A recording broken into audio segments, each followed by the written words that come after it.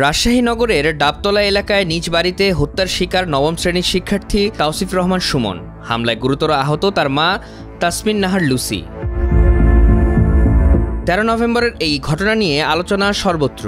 এরই মধ্যেই ময়নাতদন্ত শেষ হয়েছে তাওসিফের। 14 নভেম্বর সকালে রাজশাহী মেডিকেল কলেজ হাসপাতালে তার ময়নাতদন্ত করেন ফরেনসিক মেডিসিন বিভাগের চিকিৎসক ডাক্তার কাফিল উদ্দিন।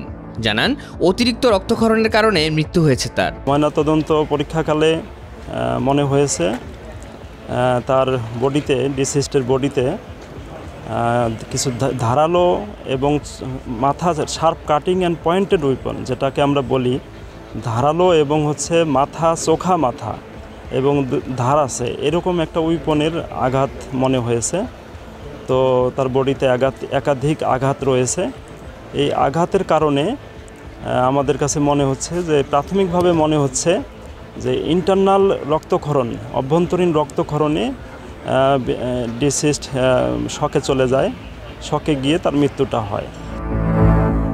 কফিল উদ্দিনের সঙ্গে ময়নাতদন্ত করেন একই বিভাগের প্রভাষক শারমিন সোবহান কাবেরী। ময়নাতদন্ত করতে প্রায় 30 মিনিট সময় লাগে।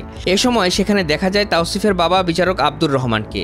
চিকিৎসকরা বলছেন, তাওসিফের ডান উরু, ডান পা ও বা বাহুতে ধারালো ও চোখা অস্ত্রের আঘাত পাওয়া গেছে। তার গলায় একটা আঘাতের চিহ্ন আছে, মানে সুপারফিশিয়াল লিগাচার মার্কের, অর্থাৎ সফট লাইক একটা লিগাচার মার্ক গলায় আছে।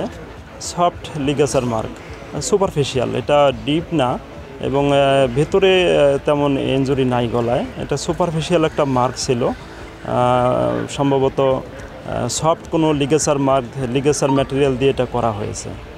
আর মূলত তার দেহে তার ডান পাশে থাই এবং রাইট থাই এবং রাইট লেগ, এখানে 4টা ডিপ উন্ড আছে, তার মধ্যে 2টো গুরুতর। হত্যার ঘটনায় এখন পর্যন্ত কোনো মামলা হয়নি। রাজশাহী নগরীর রাজপাড়া থানার অফিসার ইনচার্জ হাবিবুর রহমান জানান, হামলাকারী লিমন মিয়া পুলিশ নজরদারিতে চিকিৎসাধীন। গতকালের যে জজ সাহেবের ছেলে তাসনিম হত্যার বিষয়টি, একজন দুষ্কৃতিকারী কর্তৃক যে হত্যাটা করা হয়েছে, সেই সংক্রান্তে আজকে জজ সাহেবের ছেলে তাসনিমের পোস্টমর্টেম সম্পন্ন হলো। এখন আসামি আমাদের নজরদারিতে আছে, মামলা প্রক্রিয়াধীন। এজাহার দিলে আমরা মামলা রেকর্ড করব এবং আসামিকে বিজ্ঞ আদালতে সুপর্দ করব। এই ঘটনায় মামলা এখনও হয়নি, এজাহার প্রক্রিয়াধীন। আমার ভিক্টিমের পরিবারের সাথে কথা হয়েছে, তারা এজাহার দাখিল করবে। দাখিল করার সাপেক্ষে আমরা মামলা রেকর্ড করব এবং আসামি আমাদের নজরদারিতে আছে। হাসপাতালে আসামি আছে, চিকিৎসাধীন অবস্থা আছে। আসামিকে জিজ্ঞাসাবাদের কোনো সুযোগ পেয়েছিলেন এবং তিনি যে দাবিটা করছেন যে পরকীয়া, মামলা রেকর্ড করার পরে আমরা ব্যাপক জিজ্ঞাসাবাদ করব। বিচারকের বাড়িতে ঢুকে হত্যার ঘটনায় উদ্বেগ প্রকাশ করেছেন প্রধান বিচারপতি সৈয়দ রেফাত আহমেদ। নিরাপত্তা সহ 2 দফা দাবিতে আলটিমেটাম দিয়েছেন বিচারকরা।